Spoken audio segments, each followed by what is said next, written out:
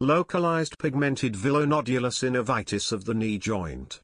A case report. Radiographs showed no bony pathology. The mass was hypointense in the T1 sequence. The mass was heterogeneously hyperintense in the T2 sequence. A longitudinal midline approach with medial parapatellar arthrotomy was used. A longitudinal midline approach with medial parapatellar arthrotomy was used.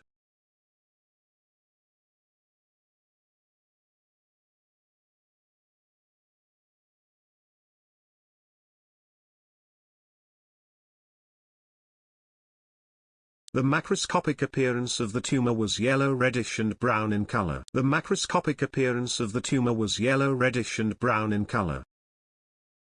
Tumor area consisting of mononuclear cells with histiocytoid appearance, accompanied by xanthoma cell clusters consisting of foamy histiocytes and few perivascular lymphocytic inflammatory cells are seen. Hemotoxylin eosin paint, magnified in 100.